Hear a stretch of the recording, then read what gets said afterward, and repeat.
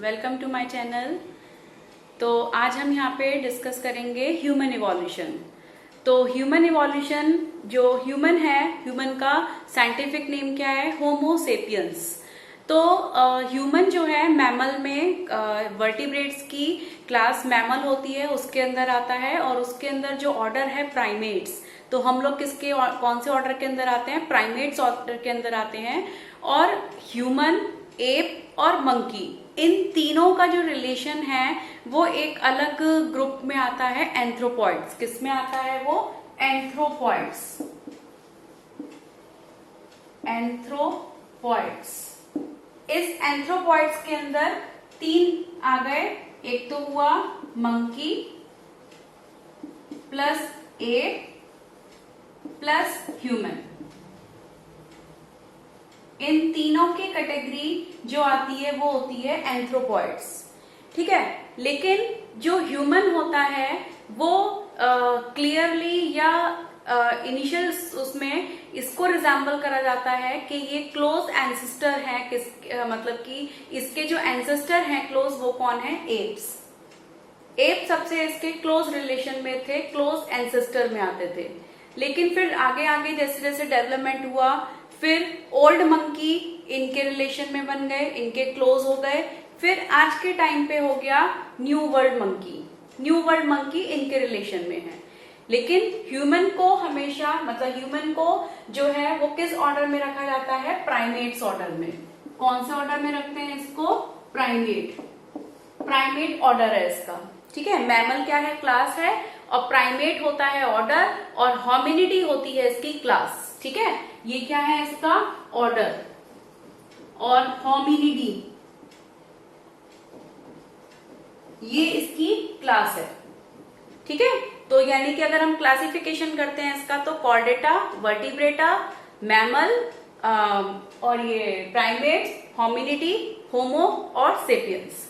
इस तरीके से इसका क्लास, ऑर्डर, फैमिली जो है, ये क्या है? इसकी फैमिली है। होमिनिडी क्या हो गई? इसकी फैमिली। और जीनस क्या हो गया? होमो। और स्पीशीज क्या है हमारी? सेपियंस। फिर उसी तरीके से अब हम इसका ह्यूमन इवोल्यूशन पढ़ते हैं कि ह्यूमन किस तरीके से इवॉल्व हुआ है। तो अर्ली मैन से लेके प्रेजेंट मॉडर्न मैन तक हम इसका ह्यूमन का इवोल्यूशन देखेंगे। तो सबसे पहले यहाँ पे लगभग 20 से 25 मिलियन ईयर्स एगो जो एक ह्यूमन फॉर्म हुआ, या ह्यूमन के हम जो फॉसिल्स मिले हमको, वो था ड्रायोप्थीकस। ठीक है, ये ड्रायोप्थीकस था। इसमें कोई ब्रेन कैपेसिटी मेंशन नहीं हुई, लेकिन ये जो है, मतलब फॉसिल्स फॉर्म मिले इसके, और इसमें जो करेक्टर्स मिले, इंपॉर्टेंट फीचर्स थे, वो क्या थे? इनके हेयरी आर्म्स होती थी, इनके कैनाइन्स लार्ज होते थे, और इनका जो आर्म्स और लेग्स का जो रेशो था वो क्या था? सेम था। यानी कि आर्म्स और लेग्स में कोई भी अनइक्वल रेशो नहीं था। जैसे हम लोग के हैंड्स छोटे होते हैं और लेग्स के कंपैरिजन में, तो उसी तरीके से इनके आर्म्स और लेग्स का साइज क्या था? सेम था, जिसकी वजह से उस टाइम पे टेट्रापोडल लोकोमोशन होता था। अब क्या है हमारा? बाइपेडल लोकोमोशन है, लेकिन पहले के टाइम पे कैसा था? टेट्रापोडल था। तो इस वजह से उस टाइम पे आर्म्स और लेग्स का जो रेशो था, साइज था, वो दोनों का क्या था? इक्वल था। और ये जो थे, इनके कैनाइन्स लार्ज थे, जिसकी वजह से ये लार्ज थे। और ये क्या खाते थे? सॉफ्ट फ्रूट और लीव्स। क्या खाते थे ये? सॉफ्ट फ्रूट और लीव्स। फिर लगभग 15 मिलियन ईयर्स एगो फिर एक उसके ह्यूमन के फॉसिल्स मिले, जो होमिनिड फॉसिल्स की तरह देखने को दिखे। इसका नाम था रामापिथिकस। ठीक है, रामापिथिकस है। इसके जो फॉसिल्स हमको देखने को मिले वो कहाँ मिले थे? Shivalik hills. Shivalik hills of Himalayas.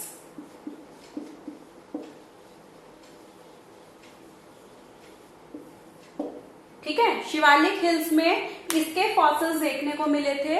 और ये क्या खाते थे? Nuts and seeds.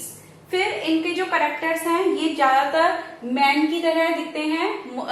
ज्यादा कैसे हैं? मैन की तरह इरेक्टली वॉक करते थे। टीथ इनके मॉडर्न मैन जो एट प्रेजेंट हमारी स्पीशीज है उसकी तरह इनके टीथ होते हैं। और स्मॉल कैनाइन थी, लार्ज क्या थे इनके? मोलर्स। ठीक है, क्या क्या कैरेक्टर हो गए?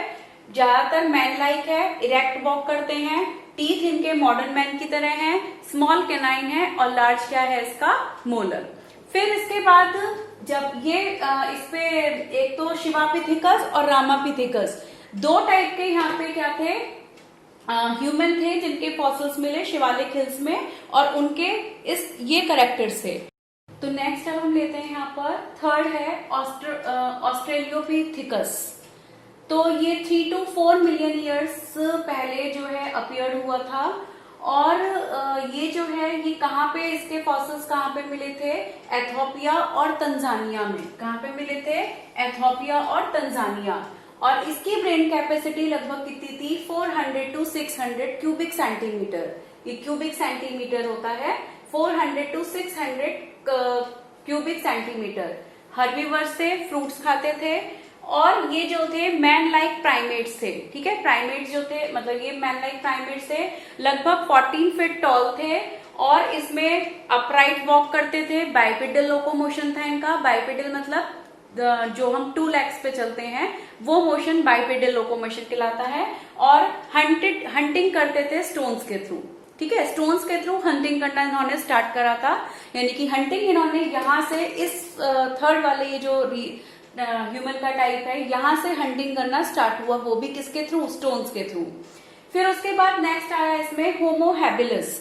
ये एक फर्स्ट ह्यूमन लाइक है और टूल मेकर है। ये इसको हम टूल मेकर बनाते हैं क्योंकि इन्होंने स्टोन से टूल्स बनाना स्टार्ट करा था, इसीलिए इस वाले ह्यूमन को टूल मेकर बोला जाता है। और ये लगभग 2 million years ago form appear हुए थे। इनकी जो क्रिनल कैपेसिटी थी, ब्रेन कैपेसिटी थी, वो थी 650 to 800 क्यूबिक सेंटीमीटर। वेजिटेरियन थे, कम्युनिटी में रहना स्टार्ट करा इन्होंने केव्स में। ठीक है, केव्स बनाकर केव्स के अंदर रहते थे, स्मॉल कैनाइन थे, लाइट जॉज थे, बाइपेडल लोकोमोशन था, अपराइट चलते थे, सीधा स्टेटस था इनका। जैसे पहले के मैन क्या थे, थोड़े झुके हुए थे। ठीक है, उनका जो मतलब क्योंकि टेट्रापोडल लोकोमोशन था तो टेट्रापोडल लोकोमोशन के लिए क्या हो सकता था, दोनों हाथ और पैर कहाँ थे, उनके नीचे रहते थे, जिसकी वजह से ये चीज झुकी हुई रहती थी। लेकिन धीरे धीरे क्या हुआ, बाइपेडल लोकोमोशन की तरफ जब मूवमेंट आई तो वो क्या हो गया, वो अपराइट और इरेक्ट होते चले गए। तो ये भी कैसे हो गए थे, अपराइट हो गए थे। और इसके जो फॉसिल्स मिले थे फर्स्टली वो कहां पर मिले थे, ईस्ट अफ्रीका में। ठीक है, तो ये फर्स्ट फॉसिल ह्यूमन है जिसने की टूल्स बनाने स्टार्ट करे थे, फर्स्ट ह्यूमन है ये। और इसके अलावा इसमें जो है फर्स्टली ये ईस्ट अफ्रीका में मिला था। और हाँ, एक और चीज कि ये यंग वंस की केयर करना इन्होंने यहाँ से स्टार्ट करी थी। ठीक है, पेरेंटल केयर यहाँ पे स्टार्ट हो गई थी। तो नेक्स्ट हम इसमें लेते हैं होमो इरेक्टस, जिसको हम चावा मैन बोलते हैं। और ये लगभग 1.5 मिलियन ईयर्स पहले अपीयर हुआ था। और इसकी जो क्रेनियल कैपेसिटी यानी कि ब्रेन कैपेसिटी है वो कितनी है, 900 क्यूबिक सेंटीमीटर। और फूड में ये क्या खाता था, मीट, यानी कि कार्निवरस था। और इसमें इसके जो इम्पोर्टेंट फीचर्स थे, ये पॉस्चर इसका जो था वो इरेक्ट था और टूल्स बनाता था। जैसे लास्ट हमने उसमें पहले वाले में पढ़ा था कि टूल मेकर उनको बोला जाता था और उन्होंने स्टोन से टूल्स बनाने स्टार्ट करे थे। तो इसने टूल्स जो है स्टोन और बोन दोनों से स्टार्ट करा। और सबसे इम्पोर्टेंट चीज, इसने क्या स्टार्ट करी, फायर। क्या स्टार्ट करी इसने, फायर। और इसके अलावा इसकी जो ब्रो रिजेस थी ये प्रोट्रूडिंग थी, आगे की तरफ निकली हुई थी, प्रोजेक्टिंग थी। स्मॉल कैनाइन्स थे और लार्ज क्या थे, इसमें मोलर्स थे। ठीक है, तो जो इसमें जो ब्रो रिजेस हैं वो प्रोजेक्टिंग आगे की तरफ उभरी हुई रहती थी। और फायर का इसने यूज करना स्टार्ट करा था।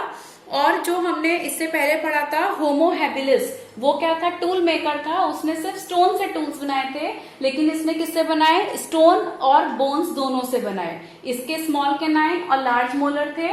फिर हमने नेक्स्ट इसमें लेते हैं होमो निएंडरथल। ठीक है, ये जो था ये लगभग 1,40,000 ईयर्स पहले अपीयर हुआ था। ठीक है, और इसमें जो ब्रेन कैपेसिटी थी, क्रेनियल कैपेसिटी थी, वो कितनी थी, लगभग 1400 क्यूबिक सेंटीमीटर। ऑमनीवरस था। और ये क्या करते थे, अपनी बॉडी को इन्होंने प्रोटेक्ट करना, मतलब कि कपड़ों को क्लॉथ यूज करने शुरू करे, हाइड करना स्टार्ट करा, जैसे कि एनिमल्स की स्किन से और लीव्स वगैरह से, ठीक है, उनकी जो बार्क होती हैं पेड़ों की, ट्रीज की, उससे उन्होंने अपनी बॉडी को कवर्ड करना स्टार्ट करा था। उसी तरीके से अपनी जो इनकी डेड बॉडी होती थी उसको क्या करा इन्होंने, बरीड करना, दबाना स्टार्ट करा। और इसके अलावा इनके स्ट्रॉन्ग शोल्डर होते थे, पावरफुल हैंड्स थे और प्रोट्रूडिंग जॉज थे। जॉज कैसे थे, बाहर को निकले हुए, जो स्नाउट पोर्शन होता था वो बाहर निकला हुआ होता था, लेकिन धीरे धीरे बाद में स्नाउट पोर्शन एक नॉर्मल पोजीशन में आ गया। और इसके अलावा इनके स्ट्रॉन्ग मैंडिबल्स थे और इनके अंदर चिन नहीं होती थी। इनके अंदर क्या एब्सेंट थी, चिन्स एब्सेंट थी। और दूसरा इसमें इनके जो स्कल था वो लार्ज होता था और उसमें साथ में थिक बोन्स थी। लार्ज क्या है इसका, स्कल और थिक बोन्स है, ठीक है। तो ये इसमें इनका जो स्पेशल कैरेक्टर आया वो क्या आया, एक तो बॉडी को कवर्ड करना और दूसरा इसमें डेड बॉडी को बरीड करना, और इनके स्ट्रॉन्ग शोल्डर हुए और चिन्स एब्सेंट थी और इनका स्नाउट पोर्शन थोड़ा सा बाहर को निकला हुआ था, जो हमने लिखा है प्रोट्रूडिंग जॉज, ठीक है। और ये जो थे क्या नाम है इसको, ये जो है जर्मनी में इसके मिले थे, नीडर वैली थी वहां पे जर्मनी में ये मिलते थे, तो वहां इसके फॉसिल मिले हैं। कौन सी वैली में, नीडर वैली में।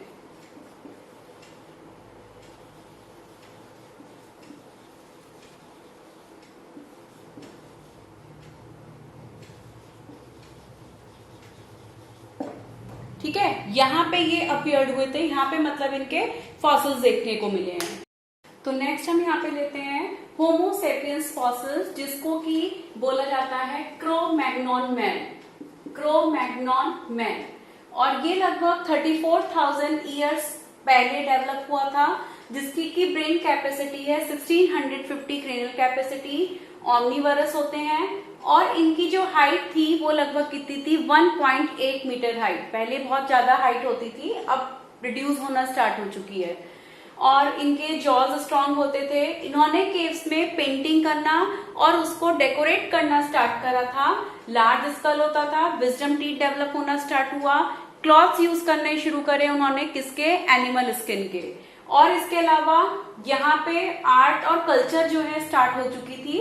उसके बाद जो ये क्या हो गया, होमो सेपियंस फॉसिल, यानी कि जो प्रेजेंट स्पीशीज है उसके फॉसिल्स थे, जिसको नाम दिया क्रो-मैग्नॉन। अब नेक्स्ट आता है मॉडर्न मैन, ठीक है। मॉडर्न मैन यानी कि होमो सेपियंस, मॉडर्न मैन, होमो सेपियंस, ये लगभग 75,000 से 10,000 ईयर्स पहले डेवलप हुआ था, अपीयर्ड हुआ था। और इसकी जो ब्रेन कैपेसिटी है वो है 1300 से 1600 क्रेनियल कैपेसिटी, ऑमनीवर्स होते हैं। इन्होंने केव आर्ट और एग्रीकल्चर को डेवलप करा था। लगभग केव आर्ट 18,000 ईयर्स पहले डेवलप हुई थी और लगभग एग्रीकल्चर जो है 10,000 ईयर्स के बाद जो है मतलब दोबारा वापस आई थी, और उसमें मतलब पहले डेवलप हुई थी। इनकी बैकबोन्स पूरी डेवलप है, पूरा इरेक्ट पोस्चर है हमारा, और हमारी बैकबोन के अंदर 4 कर्व्स होते हैं, ठीक है। उस 4 कर्व्स की वजह से हम लोग क्या होते हैं, बैंड होने में, हमारे लोकोमोट करने में, हर जो हम एक्टिविटी करते हैं उसमें हमारी बैकबोन हमको सपोर्ट करती है। उसी की वजह से हम बाइपेडल लोकोमोट कर सकते हैं, बैंड हो सकते हैं, सीधे खड़े रह सकते हैं। जो भी हमारा पोस्चर है वो किसकी वजह से, हमारी बैकबोन की वजह से। और इसके अलावा इसमें आई साइट फीबल हो गई, और जो है पावर ऑफ स्मेल और हियरिंग की हमारी क्या हो गई, पहले के मुकाबले कम हो गई, ठीक है। जहां हमारी क्रेनियल कैपेसिटी, इंटेलिजेंस बढ़ी, कल्टीवेशन बढ़ा, प्लांट्स को कल्टीवेट करना शुरू करा उन्होंने, एनिमल्स को, डोमेस्टिक एनिमल्स को रखना शुरू करा, और इसके अलावा केयरिंग, पेरेंटल केयरिंग स्टार्ट हो गई, सिविलाइजेशन स्टार्ट हो गया, है ना। तो इस तरीके के जो प्रोसेस स्टार्ट होते चले गए, तो उसके साथ साथ हमारी स्मेल और हियरिंग की पावर क्या होती चली गई, वीक होती चली गई। तो जिसकी वजह से जो चीजें जहां इतनी डेवलप हुई है, तो वहां कुछ हमारे अंदर रिड्यूसेस भी आए हैं, कुछ कैरेक्टर्स क्या होते चले गए, कम। तो ये था ह्यूमन इवोल्यूशन। अब हम इसमें ह्यूमन और एप में कंपेयर करते हैं। तो अब हम यहाँ पे देखते हैं एप्स और मैन में क्या रिजेंबलनेस है। क्या उनके अंदर, उनके एंसेस्टर्स के अंदर क्या कॉमन था जिसमें हम बोल सकते हैं कि ये एक दूसरे के लिए रिलेशन में आ गए या एक दूसरे के रिगार्डिंग में है। तो सबसे पहले हम लेते हैं इसमें क्रोमोसोमल एविडेंस। तो क्रोमोसोमल एविडेंस, अगर इनका दोनों का क्रोमोसोम का स्ट्रक्चर अगर हम देखते हैं तो दोनों के क्रोमोसोम्स में डीएनए कंटेंट्स जो होंगे, उनका बैंडिंग पैटर्न जो होगा वो सब पूरा क्या होता है, सेम होता है। सिर्फ नंबर में डिफरेंस है, वो भी बहुत रिलेटेड है, बहुत क्लोज है। ह्यूमन बॉडी में कितने क्रोमोसोम्स होते हैं, 46, और एप्स के अंदर होते हैं 48। ये किसके अंदर है, एप्स के अंदर कितने होते हैं, एप्स में 48, और हमारी बॉडी में कितने होते हैं, 46। तो सिर्फ 2 क्रोमोसोम्स का डिफरेंस है, लेकिन बाकी उसका क्रोमोसोम पैटर्न, उनका डीएनए कंटेंट, वो सब लगभग क्या होता है, उनका सिमिलर। तो जिसकी वजह से इनका दोनों का आपस में क्या हो गया, क्लोज रिलेशन। सेकेंड हम इसमें लेते हैं बेस सीक्वेंसेस इन डीएनए। तो लगभग डीएनए की जो बेस सीक्वेंसेस होती हैं वो दोनों में लगभग सेम होती हैं। सिर्फ 1.8% जो होते हैं बेस पेयर में डिफरेंसेस होता है। सिर्फ कितने में, 1.8% बेस पेयर में क्या रहता है, डिफरेंसेस। बाकी की जो डीएनए के अंदर सीक्वेंसेस होती हैं वो लगभग क्या होती हैं, सेम। उसी तरह से हम नेक्स्ट लेते हैं इसमें ब्लड प्रोटीन। तो जो हीमोलॉजी होती है हीमोग्लोबिन की, वो लगभग दोनों की क्या है, सेम। यानी कि एप्स में भी, चिंपैंजी में भी और ह्यूमन में भी क्या प्रेजेंट होता है, हीमोग्लोबिन प्रेजेंट है, जिसकी वजह से ब्लड का कलर क्या है, रेड है। सिर्फ उसमें अमीनो एसिड की सीक्वेंस में थोड़ा सा फर्क है, लेकिन 99% जो होता है हीमोलॉजी उनकी क्या रहती है, सेम रहती है। और इसमें साइटोक्रोम सी के अंदर जो प्रोटीन है एमिनो एसिड्स की, थोड़ी सी उसमें डिफरेंसेस हैं। किसके अंदर, साइटोक्रोम सी, साइटोक्रोम सी है, इसके अंदर थोड़ा सा अमीनो एसिड्स में डिफरेंसेस मिलेगा। बाकी सारे ब्लड जो उनमें ब्लड का प्रोटीन है वो लगभग क्या है, 99% क्या है, सेम है। उसी तरीके से यहाँ पे नेक्स्ट हम लेते हैं ब्लड ग्रुप। तो हमारी बॉडी में कितने ब्लड ग्रुप हैं, 4, ए बी एंड ओ। लेकिन जो एप्स होते हैं या एप्स होते हैं उनके अंदर सिर्फ ब्लड ग्रुप क्या मिलता है, ए एंड बी। तो इससे पता चलता है कि हम लोग, हमारे एंसेस्टर कौन है, एप्स हैं। ए और बी प्रेजेंट है, हमारे अंदर भी ए बी प्रेजेंट है। इन ए बी ब्लड ग्रुप से ही क्या बना है, ए बी, और इसकी रिसेसिव फॉर्म ही क्या बनी है, ओ ब्लड ग्रुप। तो जिसकी वजह से हमको ये पता चल रहा है कि ह्यूमन का जो एंसेस्टर है, एंसेस्ट्री है, वो क्या होते हैं, एप्स होते हैं। ब्लड प्रोटीन लगभग सेम है, सिर्फ 1.8% बेस पेयर का डिफरेंसेस है, और एप्स में 48 क्रोमोसोम्स हैं, जो कि रिड्यूस होकर हमारी बॉडी में कितने हो गए, 46 हो गए। तो इन एविडेंस, 4 एविडेंसेस के बेसिस पे हम कह सकते हैं कि ह्यूमन जो है एप्स का ही, मतलब एप्स जो है ह्यूमन का एंसेस्टर है। उसी तरीके से अब हम यहाँ पे लेते हैं adaptation for arboreal life. Arboreal life जो एट प्रेजेंट हम लोग रह रहे हैं एयर में, मतलब एक ना पूरी एयर में लाइफ है ना एक्वेटिक है, मतलब जो कंडीशन है एट प्रेजेंट वो एर्बोरियल लाइफ है। तो उसके लिए एडेप्टेशन क्या है, बाइपेडियल लोकोमोशन। फर्स्टली बाइपेडियल लोकोमोशन है। पहले जो बॉडी थी वो टेट्रापोडल थी, उनमें जो हैंड, आर्म्स और लेग्स थी उनका लगभग साइज सिमिलर था, जिसकी वजह से उसमें लोकोमोशन टेट्रापोडल था। और उनकी जो पेल्विक गर्डल थी वो इतनी स्ट्रांग नहीं थी, और उसके अलावा उनकी जो बैकबोन थी वो इस तरह की बैंटिंग उसमें थी, जिसकी वजह से उनकी जो बैक थी वो झुकी हुई रहती थी। और लेकिन धीरे धीरे क्या हो गया, बैकबोन में चेंजेस आए, बैकबोन में 4 कर्व्स डेवलप हुए, जिसकी वजह से बॉडी इरेक्ट पोस्चर में आई है। आर्म्स का साइज जो है लेग्स से रेशो में आ गया, वो साइज चेंज हो गया, जिससे कि हमारा लोकोमोशन कैसा रह गया, बाइपेडियल लोकोमोशन। फिर सेकंड हम इसमें लेते हैं ग्रास्पिंग हैंड्स एंड फीट। तो जैसे हमारा बाइपेडियल लोकोमोशन बढ़ा तो हमारी फिंगर्स जो हैं, आर्म्स जो हैं, लेग्स की जो मसल्स हैं वो क्या होती चली गई, स्ट्रांग होती चली गई, ताकि ग्रास्पिंग पावर इंक्रीज हो सके। ठीक है, तो इसके उससे ग्रास्पिंग पावर के इंक्रीज होने से हमारी जो एर्बोरियल लाइफ थी वो थोड़ी क्या हो गई, इजी हो गई। फिर स्टेटोस्कोपिक विजन फ्रंट आइज। पहले लेटरल विजन होता था। आप अगर काऊ बफेलो में देखोगे तो उनका लेटरल विजन है, साइड में आईज होती हैं। लेकिन अब हमारी क्या हो गई, फ्रंटल जोन पे आ गई, आईज आ गई, रिजेस बन जाती हैं। ये आईब्रो रिजेस पहले के मुकाबले थोड़ी सी अंदर हो गई हैं।